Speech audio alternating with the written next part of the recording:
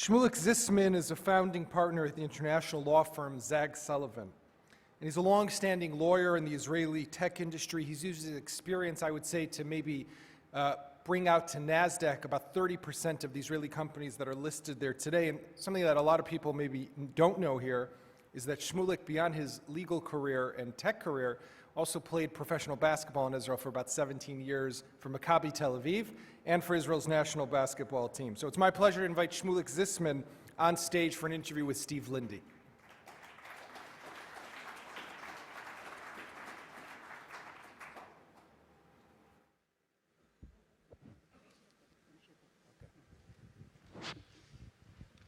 Shmulyk Zysman, welcome to the Jerusalem Post Conference. As Yaakov said, you're known in Israel as a whiz kid in high tech. You've been working for the past 30 years with some of the biggest Israeli high tech companies, making them a success, especially in America. So before I ask you your secret, tell us about working with Israeli startups and how you choose which ones to work with. Well, Israel high tech, is a jewel in the crown. I think the industry is progressing, and each year we do survey, actually every quarter, and every quarter we are surprised to learn how much it's still growing. Actually, in 2018, Israeli tech company raised more than $6 billion in 600 different transactions. The first quarter of 2019 was the best one, if you look back at the last 6 years as well, as the first quarter, and Israel is keeping on the good work on high-tech industry. Now, with respect of choosing a high-tech company, yes, I can go back actually almost 30 years and look what makes the difference.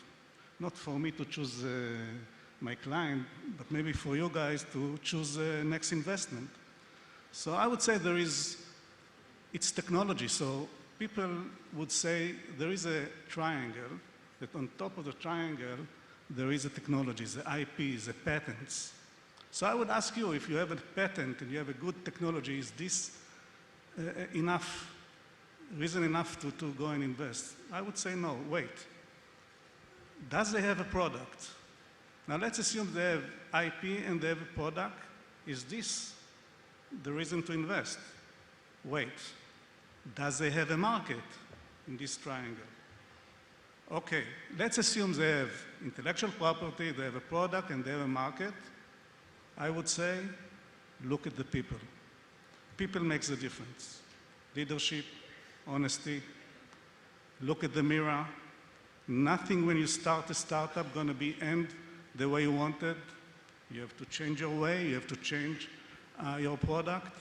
So in the end of the day, if there is something someone has to take from what I'm saying is people, meet them, see who they are, and then make your decision. You know, Israel is obviously known as the startup nation, but what makes Israeli startups special? What makes them different from, let's say, American startups in Silicon Valley?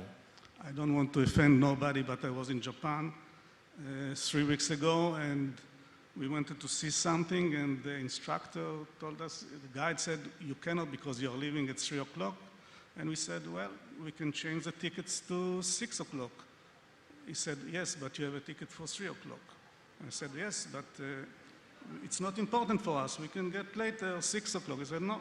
So we went to the train station, we changed the ticket, came back, and said, our train leaves at 6. He said, so why don't we go and see it?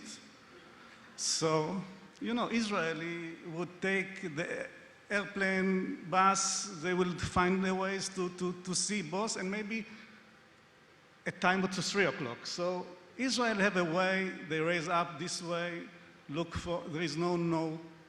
You can find a solution to every problem. Unfortunately, we have to do it through the army, this is survival, and this is unique. But more than this, if you want to compare, for example, the Israeli high-tech people to the Silicon Valley one. So I would say, again, not offending nobody, loyalty. The Israeli high-tech worker is more loyal to his work. hours. Israel is going to work from the morning till the next day if they have to solve a problem. I think in the end of the day, Israel has so much advantage, and it's not a miracle that we have such a wonderful industry in the high tech. So what advice would you give to our audience here and those watching us about investing in Israeli startups? I would say after I gave you the idea of looking at the people, I think the Israeli market is very important for all of us for a lot of reasons. But if we're talking only on the reason of good investment or good idea in investment, Israel is a great place.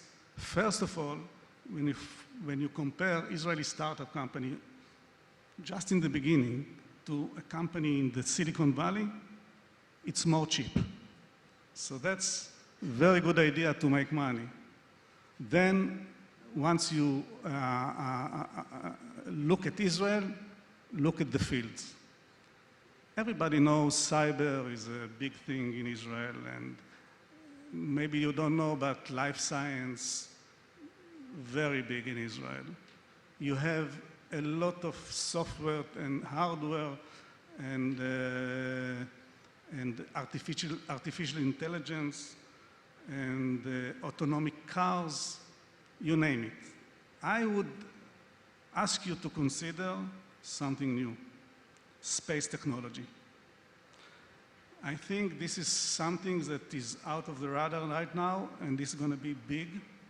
And if you remember, and all of us now, you mentioned that I'm almost 30 years, so everybody knows my age now. We remember that they took technologies that was meant to be in space and gave it to us. That was, I think, the idea in the last 20, 30 years. I think it's changing. I think the technology now in Israel, for sure, is looking of doing things for us and to space as well. So I think this is something to look over. So where do you see the Israeli startup industry, the high-tech industry going in the future? And what areas besides space do you think it'll focus on? So I don't want to repeat myself. I think that was very obvious. Autonomous cars, just heard about the startup that is doing now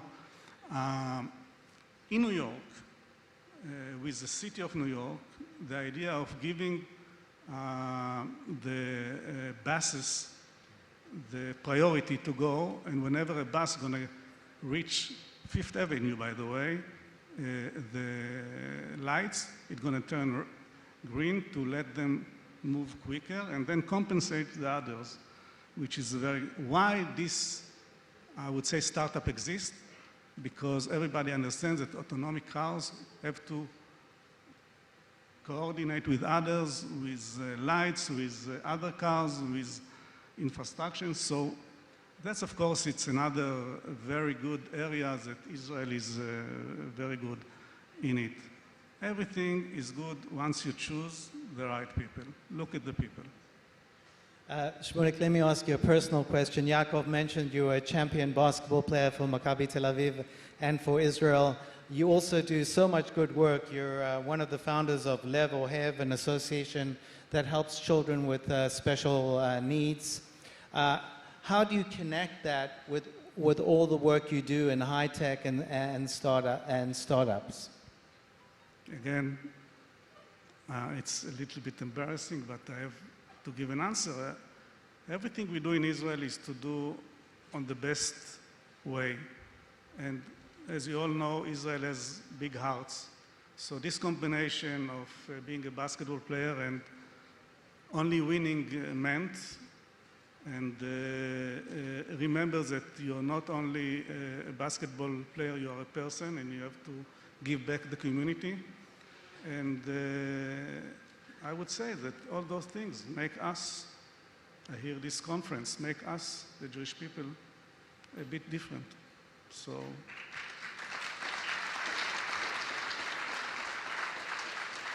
we've talked about Israeli chutzpah, Israeli innovation. We're the nation of creation and innovation. We have a minute left. What's your message here to our audience today? Let's stay friends and together. Thank you very much. Thank you for joining.